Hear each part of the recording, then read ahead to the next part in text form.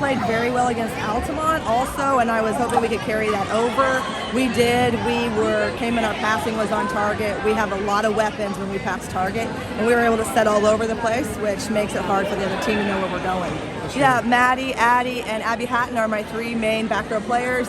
We've worked really hard on serve receive in practice, keeping that ball on target. Defensively, at the beginning of the year we had some miscommunication. They weren't used to playing with each other. They figured it out now. They've got each other figured out, which is good. We're starting to gel a little bit, which is nice. I thought Andrea had a really good game tonight. Her kills, but any time that they would have a dig, she seemed to come up big with kills. Yeah, she did a great job. We're working on getting her a higher ball out to the antenna, which opens her up more, which is good. Yeah, she's a lot to deal with. When she's on, she's hard to handle. Anna Niemeyer, we set her a lot tonight too, which then splits the block. So it gets some one-on-ones on the outside, which frees Andrea up to hit her best shots. Yeah, we actually have a big week ahead of us. We have Stu Straws and North Clay, who North Clay beat T-Town. So it'll be a battle for the NTC. I feel good. I feel like we're starting to get together. We're starting to play as a team, which is what we need. When we have to battle teams, is sometimes you either play bad or you see what your team's made of. And so I think we're starting to get over the hump. It's a very competitive game. The JV battled first off really well. Like, that was crazy if I'd ever seen a JV game go. And of course you want to beat T-Town always in any sport. And our baseball just won, so we kind of had to follow it up with a win. I thought you had a couple really big kills tonight, but also kind of in the back row, getting to that point of your kills, you guys had good defense tonight. We did.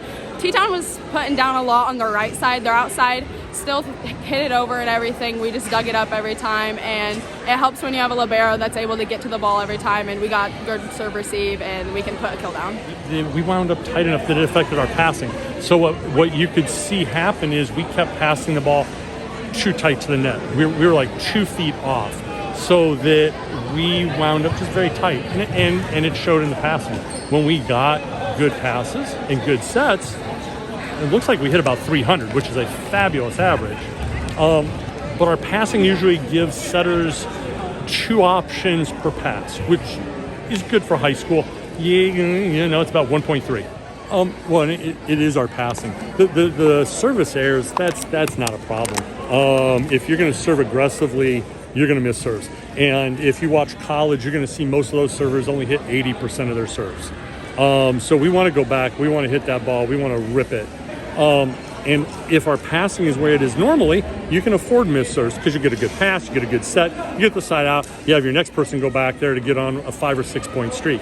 Today we didn't have that with our passing, and that caused some problems. And our feet were kind of stuck in the mud. I think ultimately what you have is that we were playing hard and really wanted to win because it's a rivalry game. And passing is a finesse skill.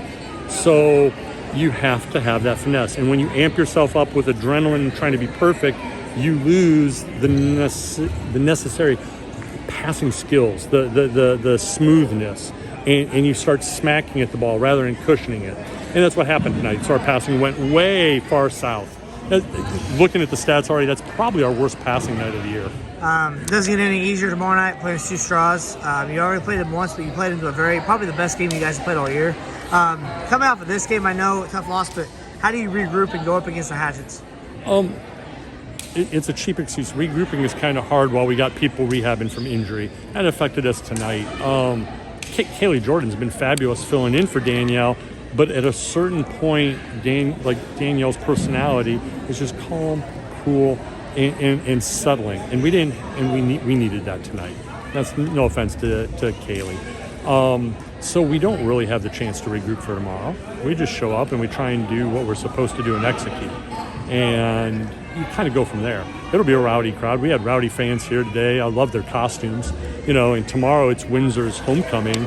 So you're going to pretty much have every kid from Windsor there.